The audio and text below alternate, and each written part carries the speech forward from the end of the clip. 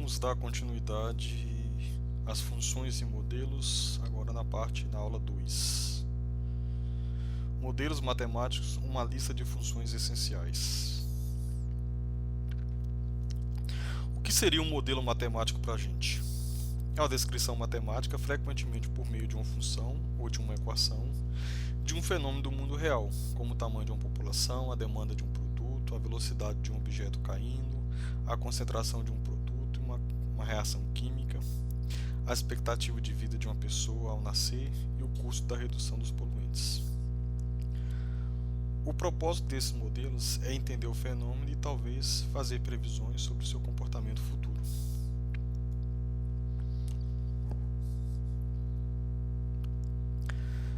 A primeira coisa que surge para a gente quando vai fazer uma modelagem matemática é um problema do mundo real. Logicamente, você vai formular algo a respeito do histórico desse problema, vai formar um modelo matemático, vai resolver, vai tirar conclusões matemáticas, interpretar, e a partir da interpretação você já consegue fazer previsões sobre o mundo real. E quando você consegue fazer essas previsões, você consegue voltar ao início, ou seja, você consegue resolver o problema do mundo real. Um modelo matemático nunca é uma representação completamente precisa de uma situação física. É uma idealização. Um bom modelo simplifica a realidade o bastante para permitir cálculos matemáticos, mantendo, porém, precisão suficiente para conclusões significativas. É importante entender as limitações do modelo. A palavra final está com a mãe natureza. Existem vários tipos diferentes de funções que podem ser usadas para modelar as relações observadas no mundo real. A seguir, discutiremos o comportamento e os gráficos dessas funções e daremos exemplos de situações modeladas apropriadamente por elas. Vamos então estudar primeiro os modelos lineares, aquela velha função do primeiro grau, que todos conhecemos.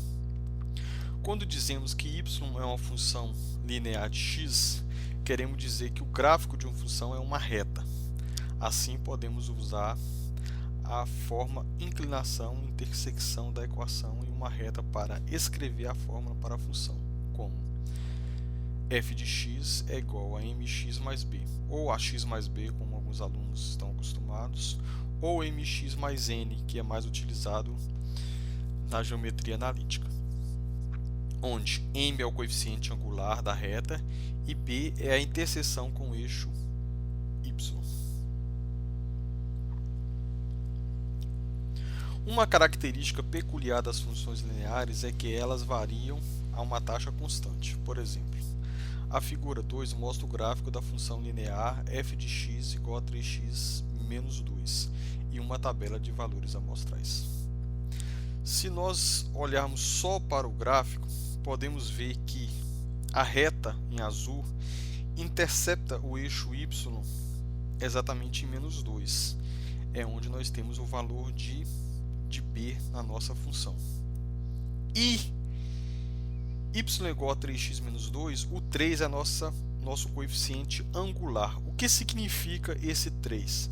Significa que a cada unidade aumentada em x, a unidade aumenta em y 3 vezes mais. Então, aqui nós temos uma função linear.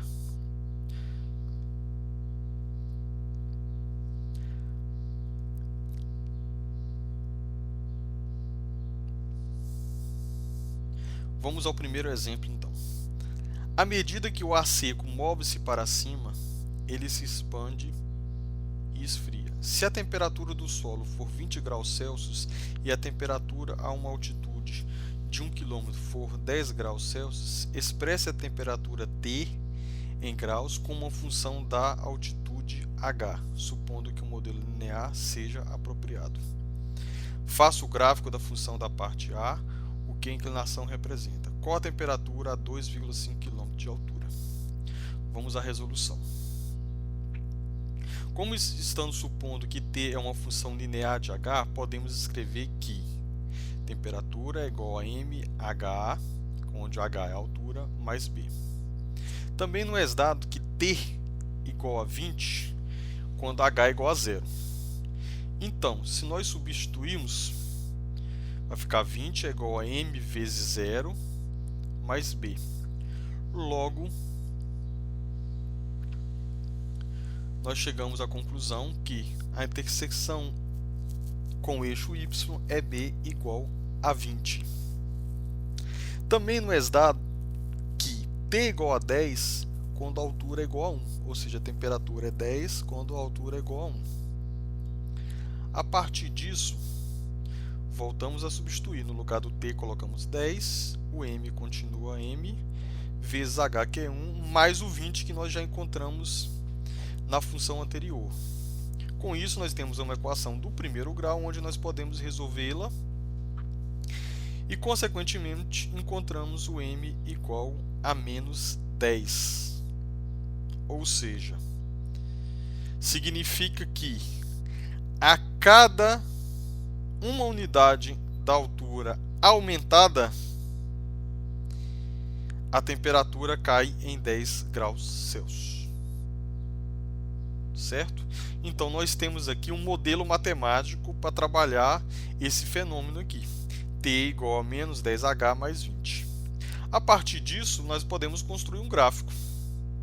A inclinação é igual a m igual a 10 graus Celsius por quilômetro e representa a taxa de variação da temperatura em relação à altura. Ou seja, o que eu falei anteriormente, a cada uma unidade em altura que aumenta, a temperatura reduz em 10 graus Celsius. Né? Aqui nós temos um gráfico. A uma altitude de h igual a 2,5 km, a temperatura é... Aí basta você substituir no lugar do h, colocar 2,5, fazer os cálculos e você vai encontrar menos 5 graus Celsius. Vamos voltar aqui novamente à questão da construção desse gráfico. Como que você pode construir um gráfico de forma simples de uma função linear? Basta você observar dois pontos, ou seja, onde o gráfico corta o eixo x e onde o gráfico corta o eixo y. O gráfico basicamente sempre vai cortar o eixo y, nesse caso o eixo das temperaturas, no valor de b, ou seja, aqui na nossa lei está mais 20, então ele vai cortar em 20. Você já pode marcar um ponto aqui. E para você saber onde ele corta o eixo x, que no caso o eixo h aqui, o que você faz? Muito simples.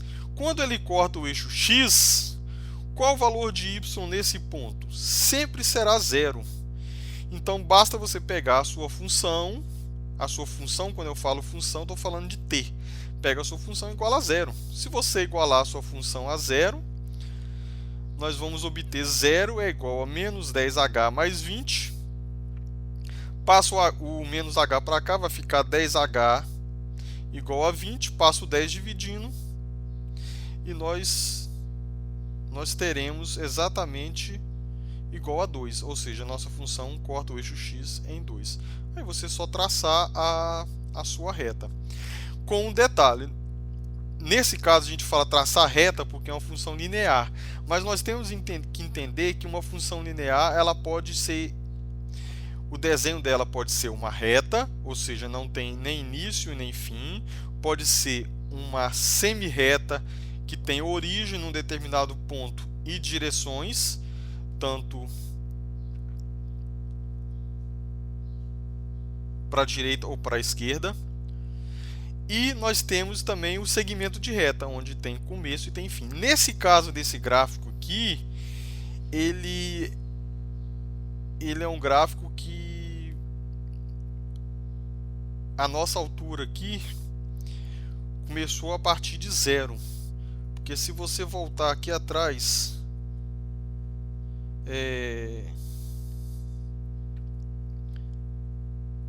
deixa eu pegar aqui o problema aqui. À medida que o ar seco move-se para cima, ele se expande e esfria. Ou seja, nesse caso, o ar seco ele não vai se mover para baixo. Então, o nosso domínio da função só com valores da altura a partir de zero. Certo, pessoal? Muito importante isso. Vamos agora analisar alguns polinômios de ordem superior. Uma função p é denominada polinômio se ela tiver essa estrutura. Px é igual a n, x elevado a n, mais a n menos 1, x elevado a n menos 1, assim sucessivamente, até você chegar a A2x ao quadrado mais A1x mais A0. Então, n, no caso aqui, é os graus dos polinômios, até você chegar aqui em grau 2, grau 1 e grau 0. Onde n é um número inteiro não negativo e os números A0, A1, A2 são constantes chamados coeficientes do polinômio. O domínio de qualquer polinômio, ele é os números reais. Tá? Então, isso tem que ficar bem claro aqui, porque lá na frente é de extrema importância. Então, qualquer polinômio, o domínio é os números reais. Você não vai ter problema com os polinômios. Ou seja, se você traçar o gráfico de um polinômio, ele vai ser contínuo sempre. Se o coeficiente dominante a(n) for diferente de zero, então o grau do polinômio é n. Por exemplo, a função 2x elevado a sexta menos x à quarta mais 2/5 x ao cubo mais raiz de 2, ele é um polinômio de grau 6.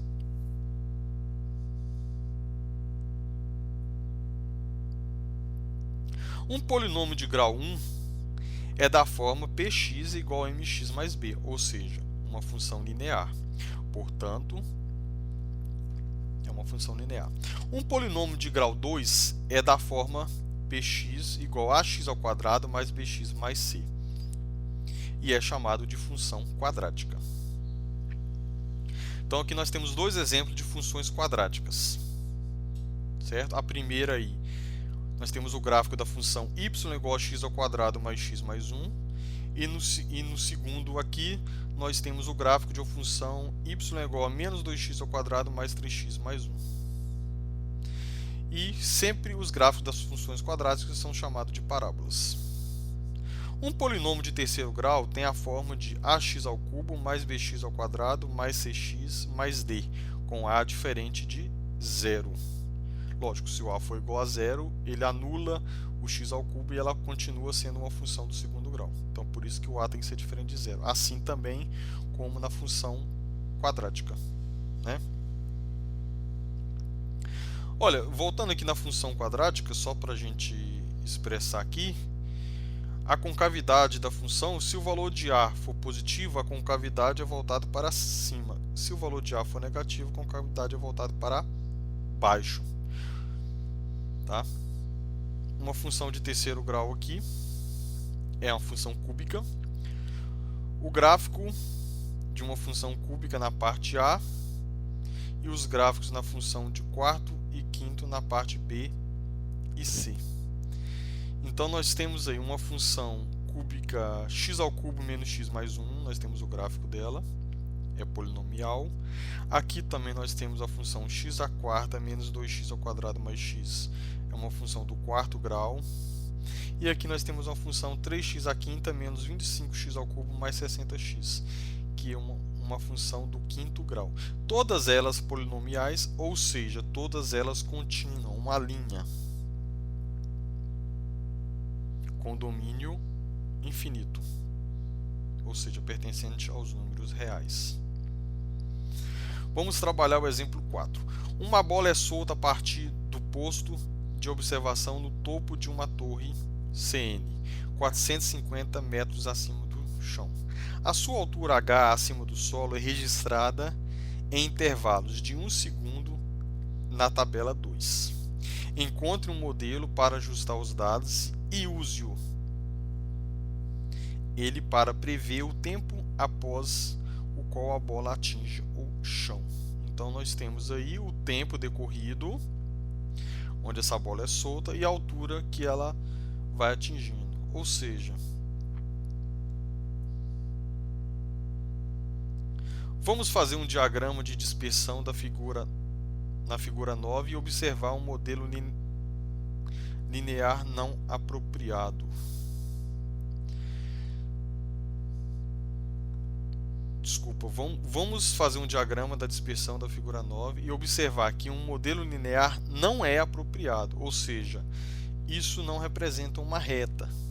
Então, por mais talvez parecido com uma reta, nós podemos observar que ele não é uma reta. Isso também a gente consegue observar na tabela. Verifica, de 0 a 1 ele decorreu 5 metros de altura. De 1 a 2 já não foi 5 metros, né? Então ele vai deslocando, quanto maior o tempo, a cada segundo ele vai aumentando, ou seja, é a velocidade da gravidade que está operando nesse modelo matemático. E graficamente a gente consegue observar isso. Parece que os pontos podem estar sobre uma parábola. Assim, vamos tentar um modelo quadrático. Usando uma calculadora gráfica, que usa o método dos mínimos quadrados, obtemos o seguinte modelo matemático.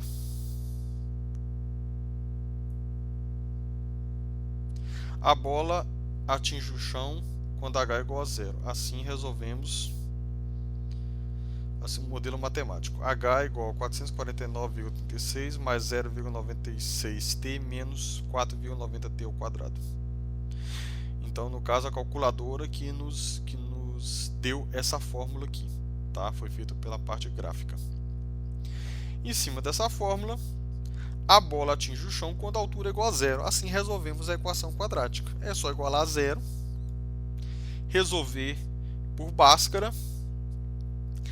e você vai encontrar, logicamente, dois valores de t, um positivo e um negativo. Como t é referente ao tempo, o tempo só pode ser positivo, ou seja, você vai pegar a raiz positiva da sua equação quadrática, que no caso foi 9,7 segundos. Vamos verificar agora as funções potências. Uma função na forma f de x igual a x elevado a, onde a é uma constante, é chamada de função potência. Vamos considerar vários casos. A igual a n, em que n é inteiro positivo. Os gráficos de f de x igual a x elevado a n para n igual a 1, 2, 3, 4 e 5 são indicados na figura 11. Esses são polinômios com somente um termo. Já conhecemos os gráficos de y igual a x, uma reta passando pela origem, com inclinação igual a 1, e y igual a x ao quadrado, uma parábola. Verifica. O gráfico de y igual a x, o gráfico de y igual a x ao quadrado, uma parábola, o gráfico de uma função do terceiro grau, do quarto grau e do quinto grau.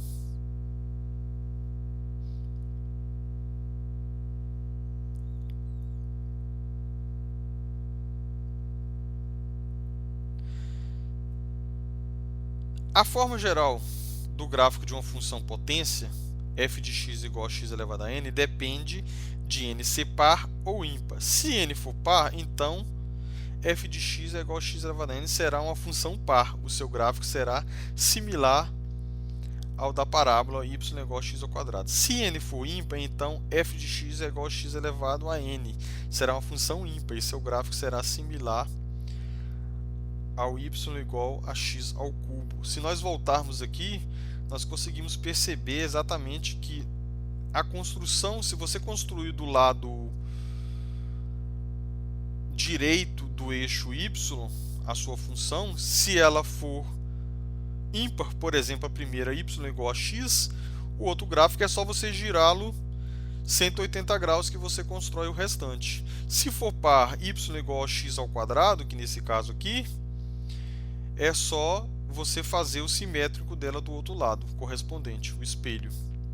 Se aqui novamente y igual a x ao cubo, ela é uma função ímpar, se você girar isso aqui 180 graus, você constrói, você pega isso aqui, gira para cá, você constrói a outra parte do gráfico. Assim também funciona com a y igual a x elevado a quinta. Então, uma função ímpar tem essa característica e uma função par ela é simétrica, mesmo sendo do quarto grau, não necessariamente do segundo grau. A forma geral. Agora vamos observar algumas funções potência. Observe na figura 12, que são essas duas figuras, que à medida que n cresce, o gráfico de y igual a x elevado a n torna-se mais achatado quando próximo de zero e mais inclinado quando o módulo de x for maior ou igual a 1. Se x for pequeno, então x ao quadrado é menor, x ao cubo será ainda menor, x à quarta será muito menor e assim por diante.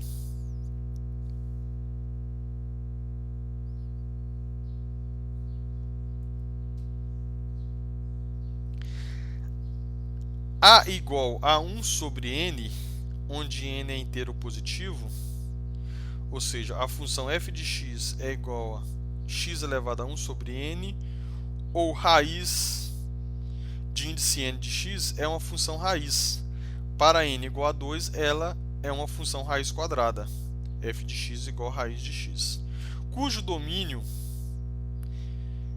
é fechado em zero e infinito. É um gráfico na parte superior da parábola x igual a y ao quadrado. Sempre será, nesse caso, na parte superior, porque não haverá valor negativo, pois ela é uma raiz quadrada, né? Nesse caso.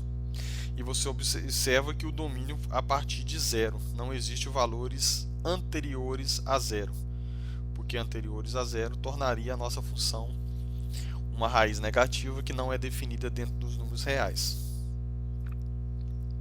Para outros valores pares de n, o gráfico y igual a raiz n de x é similar ao de y igual a raiz de x. Para n igual a 3, temos uma função raiz cúbica. Nesse caso, como é raiz cúbica, não tem problema da raiz ser negativa. Ou seja, o nosso domínio é x pertence aos números reais. E se você observar o gráfico de y igual a raiz de n de x para n ímpar é similar ao gráfico da raiz cúbica de x.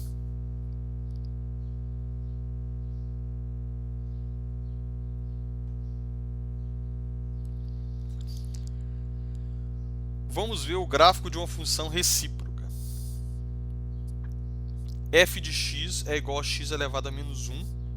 Se você quiser escrever, você pode escrever também f de x é igual a 1 sobre x. Está na figura 14, nessa figura aí embaixo.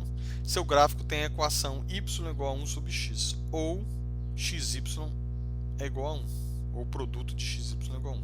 É uma hipérbole com eixos coordenados com suas assíntotas.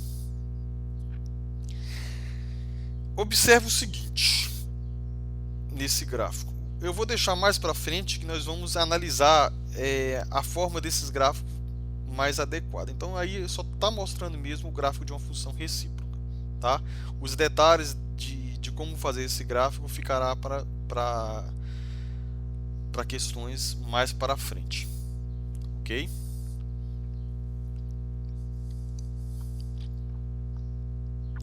Esta é uma função aparece em física e química, com conexões com a lei de Pauli, que afirma que, sendo constante a temperatura, o volume do gás V é inversamente proporcional à pressão P.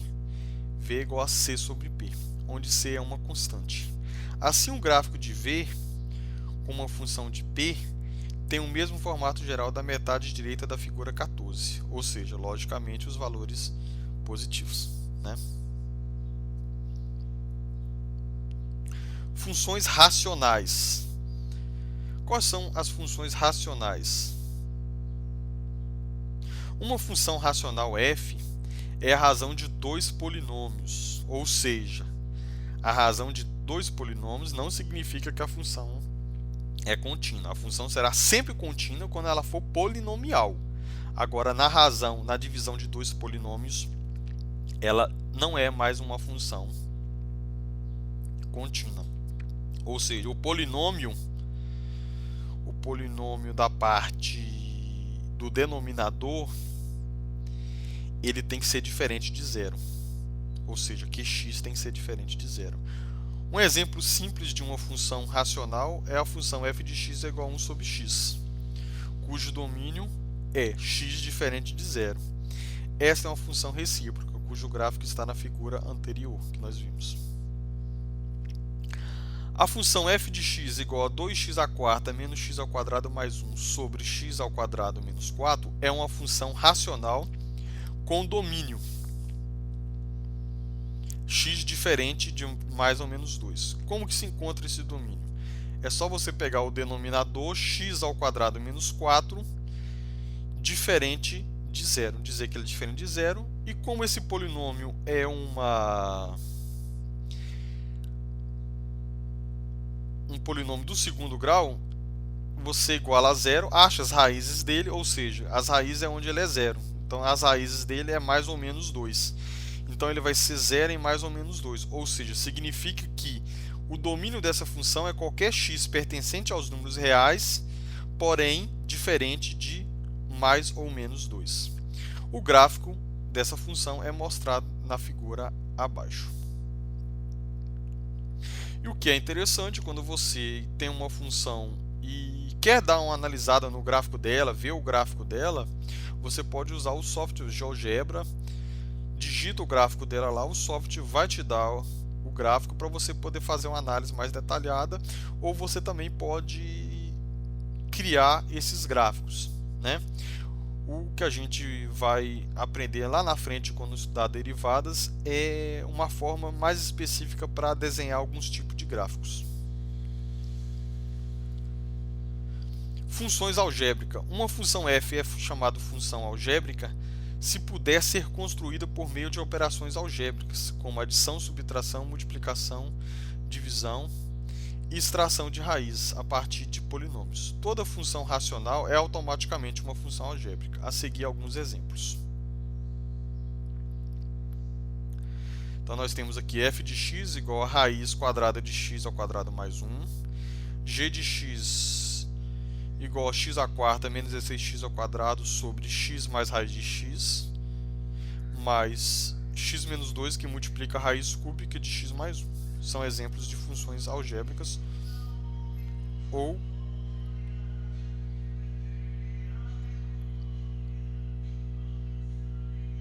racional.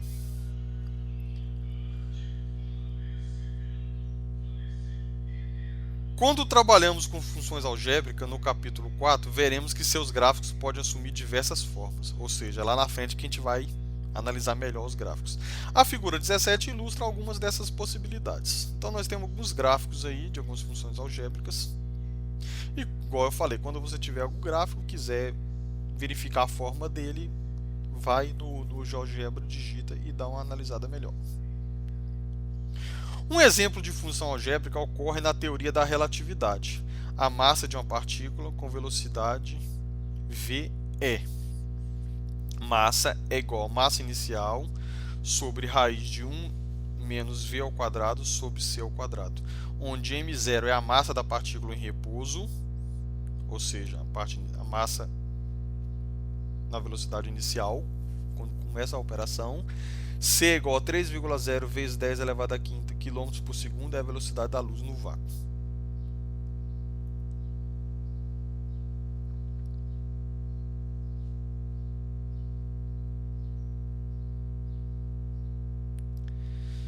Ou seja, essa teoria da relatividade, para quem nunca chegou a ver ela, significa dizer que a massa de uma partícula depende da sua velocidade. Então, quando a gente trabalha em física, o movimento de um carro, o movimento que a gente considera a massa a mesma, né? É porque nós temos uma velocidade basicamente que não vai interferir nesses detalhes. Porém, se você aprofundar e você sabe que na física, basicamente, a velocidade interfere na massa de um corpo, que é dada por essa expressão aí. Vamos analisar agora um pouquinho as funções trigonométricas, que serão de extrema importância no nosso estudo lá na frente. Em cálculo, convenciona-se dar a medida em ângulos em radianos, exceto quando explicitamos mencionado. Por exemplo, quando utilizamos a função f de x igual a seno de x, entende-se que seno de x seja o seno de um ângulo cuja medida de radianos é x. Então, quando se trabalha nas funções trigonométricas, basicamente nós não vamos trabalhar esse valor de x como sendo em graus, e sim em radianos, certo? Assim, os gráficos da função seno e cosseno estão na figura.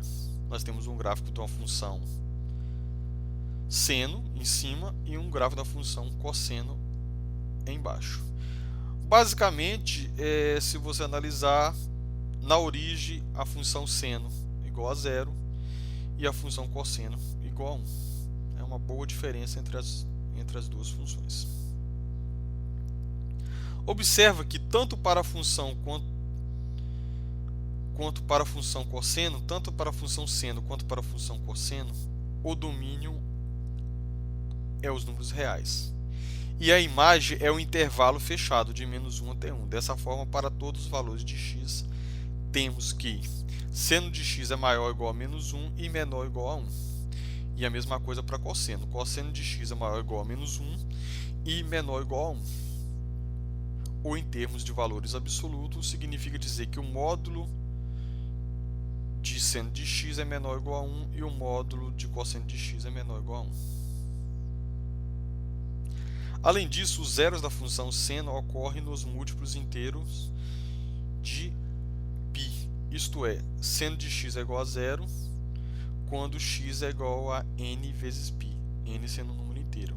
Uma propriedade importante das funções seno e cosseno é que elas são periódicas e têm um período igual a 2π. Isso significa que para todos os valores de x, o seno de x mais 2π é igual a seno de x. E o cosseno de x mais 2π é igual ao cosseno de x.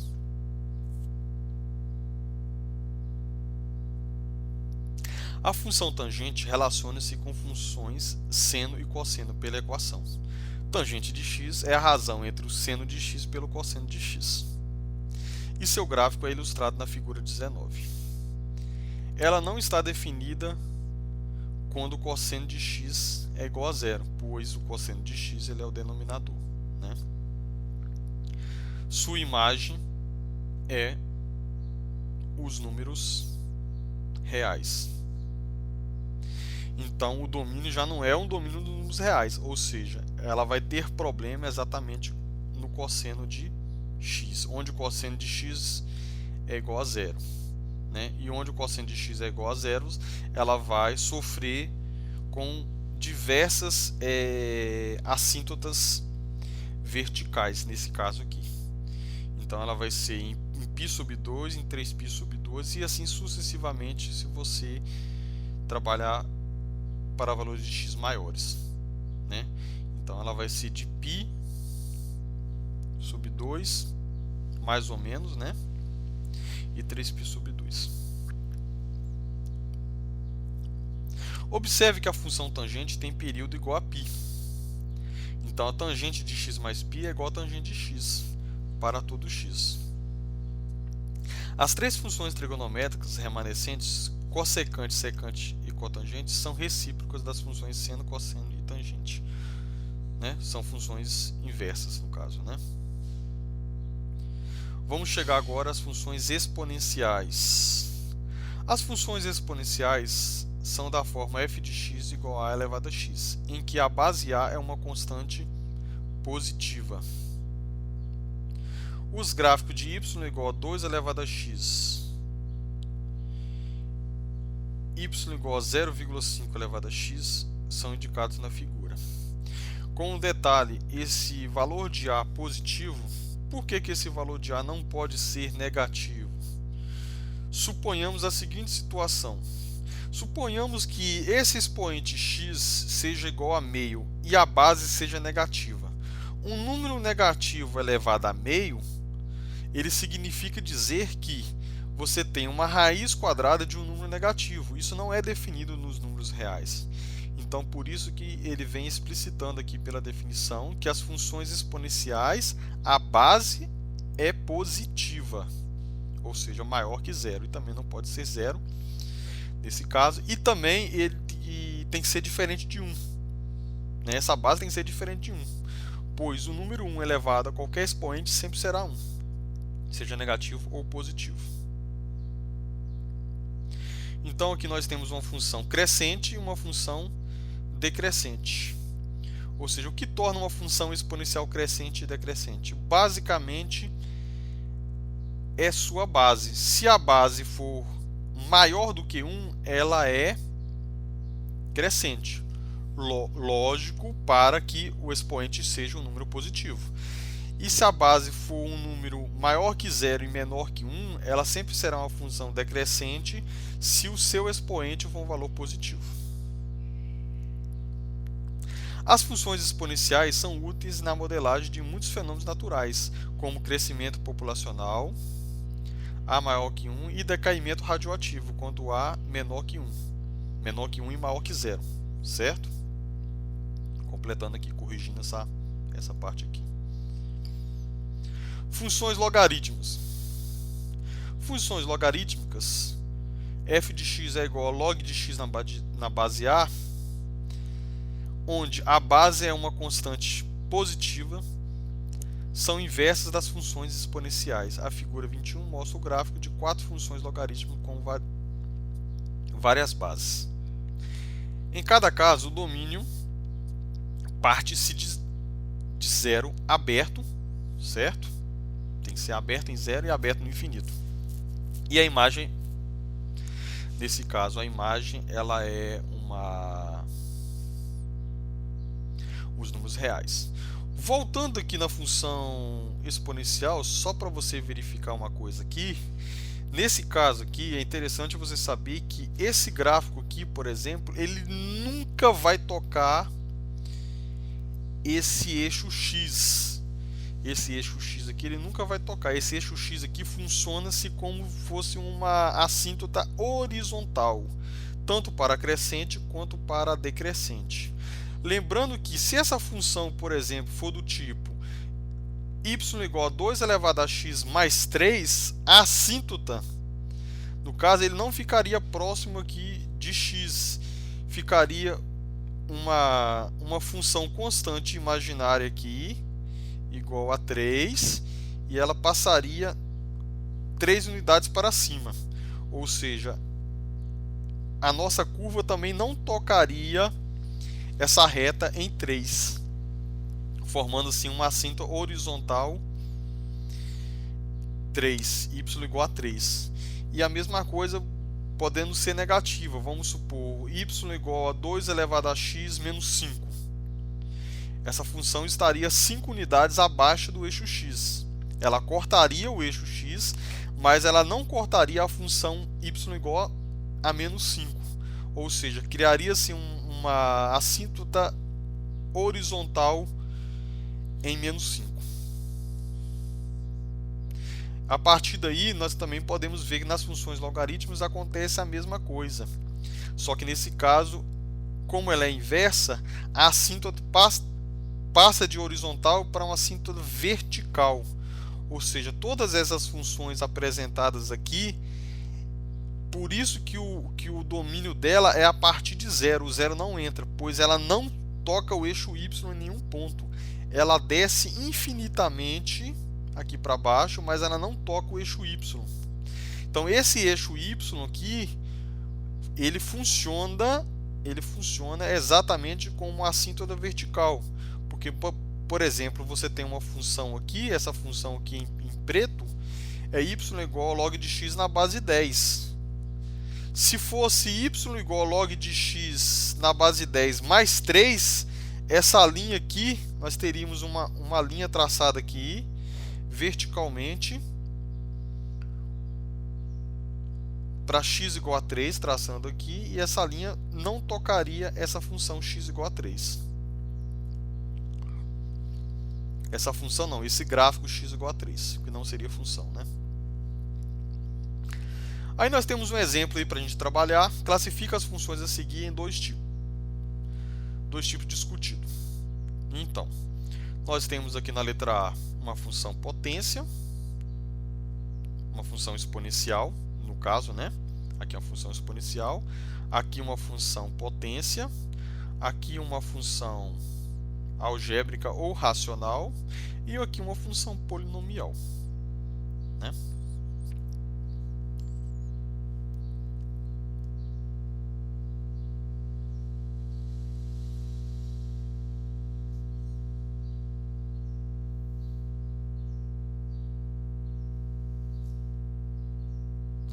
Então é isso, pessoal. Finaliza a aula por aqui.